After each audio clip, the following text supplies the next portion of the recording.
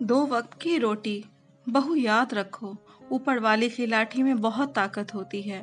भले ही सुनाई ना दे, दिखाई ना दे, पर जब पड़ती है तो अच्छे अच्छों के घमंड को चकनाचूर कर देती है। कुछ तो रहम करो हम बूढ़ों पर। दो वक्त की रोटी तो चैन से खाने दो। कलावती जी अश्रु भरे आंखों से बोल रही थी। कौन मना करता है आपको चैन की रोटी खाने से? खाइए, पर खुद के बलबूते पर, ना कि हमारे ऊपर बोझ बनकर। सूखी रोटी का दो टुकड़ा प्लेट में फेंकते हुए सीमा बोली। वाह बहू वाह, सब कुछ छीन कर अब कहती हो कि हम बोझ बन गए हैं। अब बचा ही क्या है हमारे पास।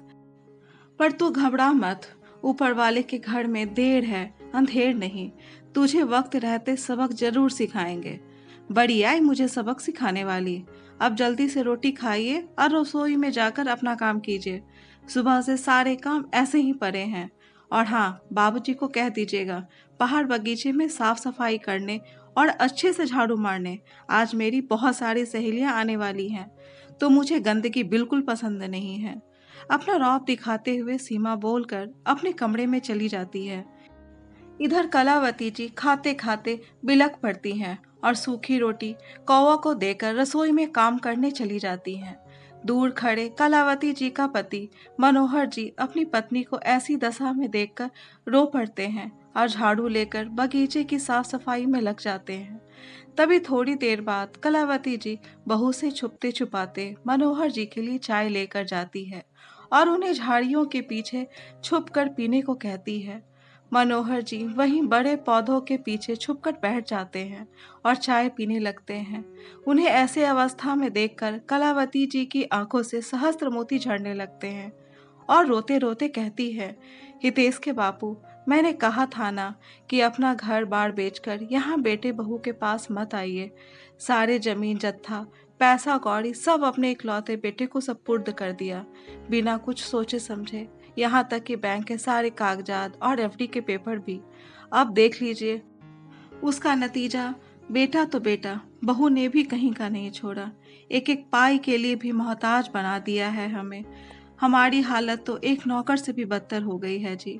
ना ठीक से खाना देती है और न ही चैन से जीने देती है।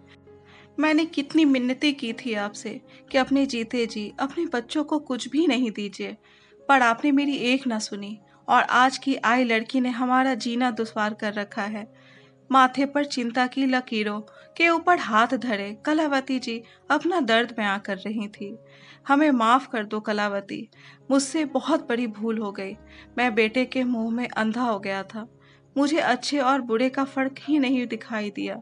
मुझे लगा हितेश के बिजनेस में भारी नुकसान हुआ था, तो अगर मेरी मदद से उसे कुछ आराम मिल जाए तो मैं अपने पिता का फर्ज निभाने में सफल हो जाऊंगा।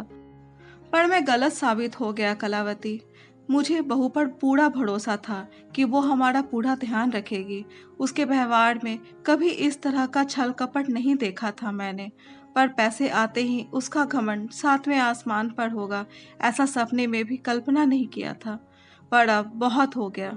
हमारा अपमान, जिसकी कमाई के पैसों पर ये लोग ऐश कर रहे हैं, उन्हें ही दो वक्त की रोटी के लिए इन पर निर्भर रहना पड़ रहा है। मैं आज ही इन दोनों को साफ साफ शब्दों में कह दूंगा, मुझे मेरे पैसे चाहिए और नहीं रहना हमें इनके रहमो करम पर। मनोहर जी पूरे गुस्से से भरकर बोल रहे थे। अब तो मनोहर जी और कलावती जी को रात का इंतजार था कि कब हितेश आए और अपने दिल की बात कहे। जैसे तैसे दिन कट गया। रात के 9 बजे हितेश आया। आते ही अपनी माँ और बाबूजी पर गुस्सा करने लगा, क्योंकि दोनों पति पत्नी हॉल में बैठकर हितेश का इंतजार कर रहे थे। ऐसे तो हितेश के आने से पहले ही कलावती जी और मनोहर जी अपने कमरे में चले जाते थे। उन्हें कहा गया था कि हितेश के आते ही रोज का दुखड़ा नहीं सुनाना है। बीते कुछ सालों से मनोहर जी और कलावती जी ने हितेश को अपनी तकलीफ सुनाना भी छोड़ चुके थे, क्योंकि हितेश उनकी बातों पर यकीन ही नहीं करता था। उसको लगता था कि मेरे माता पिता जानबूझकर मेरी पत्नी के खिलाफ मेरे कान भरते हैं। आज पिता को ऐसे बैठे देखा तो वो गुस्साने लगा।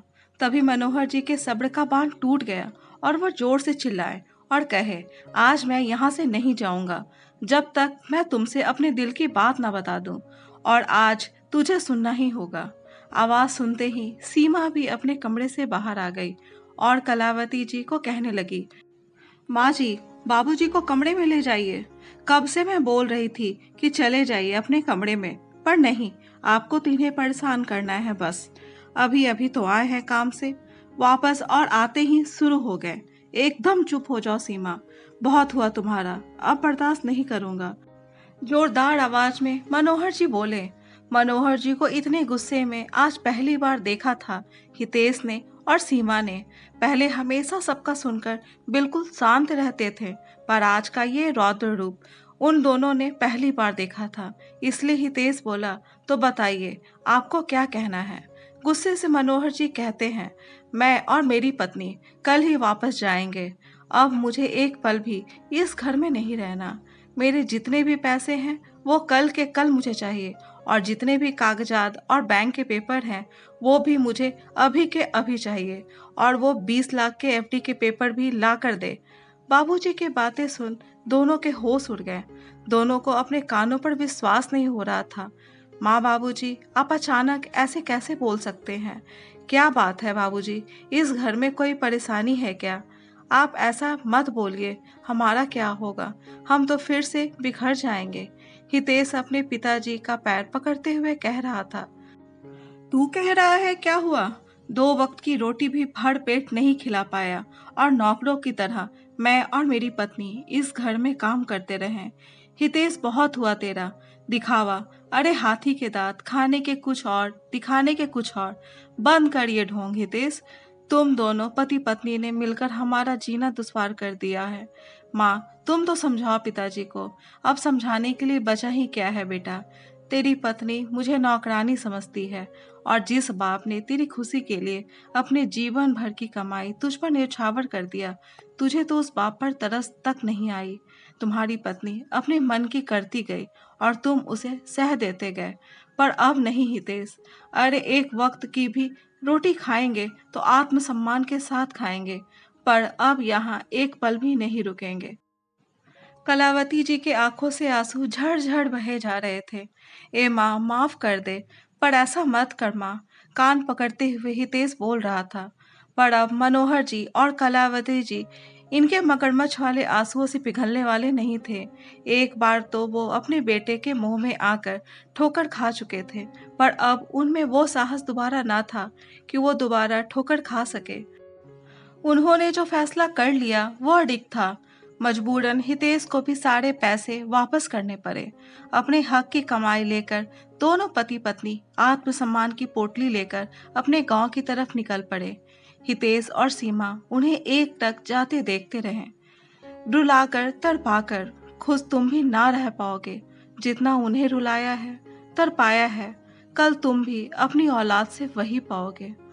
दोस्तों, इस कहानी के बारे में अपने विचार कमेंट बॉक्स में जरूर बताएं, और अगर कहानी अच्छी लगी हो तो कहानी को लाइक, शेयर और चैनल को सब्सक्राइब जरूर करें।